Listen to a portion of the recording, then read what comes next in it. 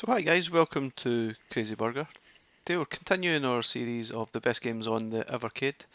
I believe this is part 4 and we're having a look at Tanglewood, which is on the dual cartridge with Xenocrisis, which itself is a great game, but today we're going to look at Tanglewood, which was made for the Mega Drive as an official release in 2018 with an actual proper cart and everything, and here we have it now on the Evercade, and it's a fantastic little game. Let's have a look at it.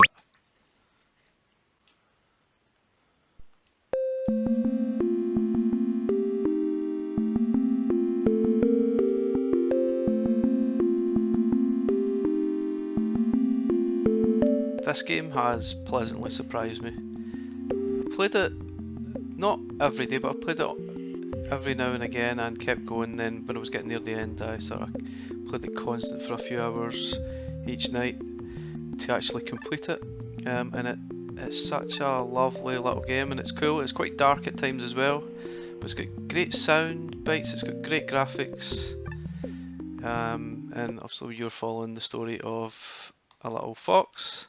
I'm not entirely sure exactly what the story is really about, but it seems to be a little fox in the woods, and he's getting hounded in his dreams by some, like here we are, some evil demons, I think.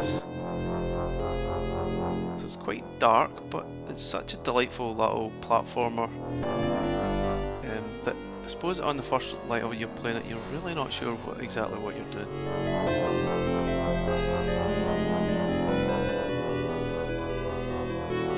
So this is a demon that seems to haunt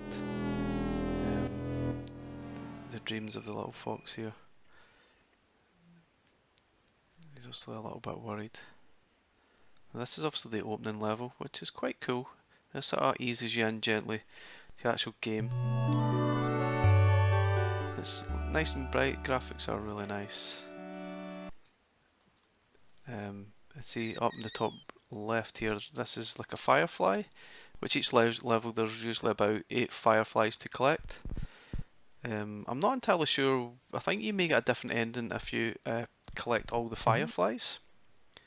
So you need to check that out. I've not finished the game with all the fireflies, but I did finish the game with, I think it was about 6 short. I mean, if you look at the total there's 168 you need to collect. So it's quite simple, just jump button to start, and there is a couple other buttons that you utilise, but you only really get them through the game. Like there's a push button and there's a power button depending on what power you've got, which only becomes clear as you're going through the game. So you can walk on light water, but not like deep water at the moment. So it's just simple platforming style at the moment, just to get you into the controls, I guess. You need to be careful of this creature, don't back up into a corner or it will attack you. So generally if you see creatures here, then beware. So this here is what is a power up, so there should be like a little creature that you need to find to activate that. So here's one of the creatures, I think they're called Fuzzles or something. So you sort of roll this to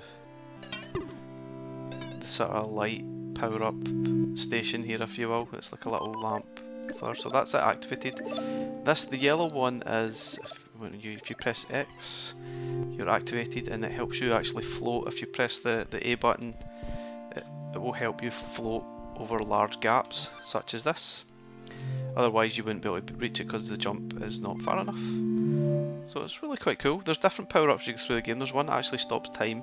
There's one that helps you control the big beast, which you get to see later on.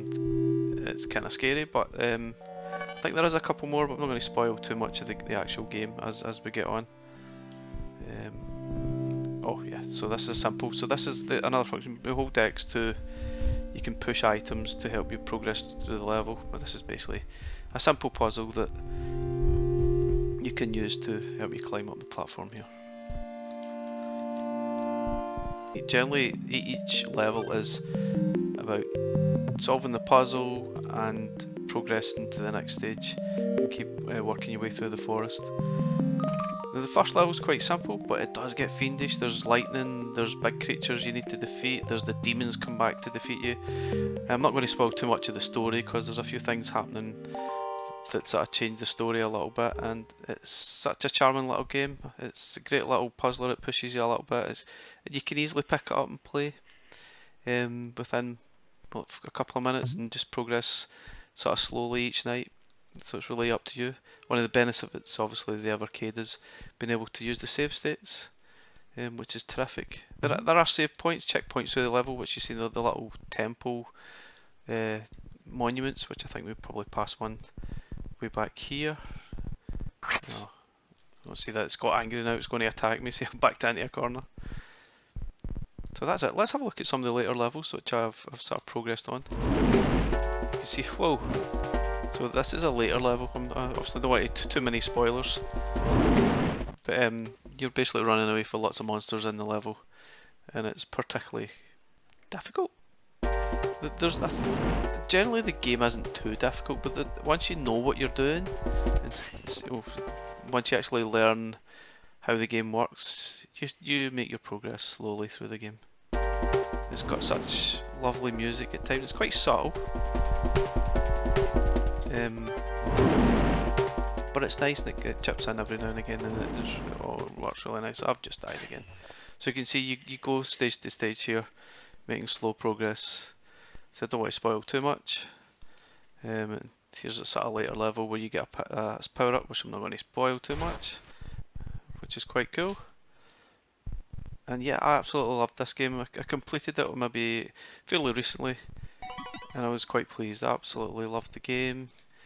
Such a charming little title, and it's probably it's been one of my most favourite Mega Drive games I've played, and include like classics such as Sonic, Streets of Rage. It's an absolute excellent little game. So please don't miss it. Make the most of it and enjoy it. It is absolutely brilliant. Guys, thanks for watching the video. Please like and subscribe, and catch you next time.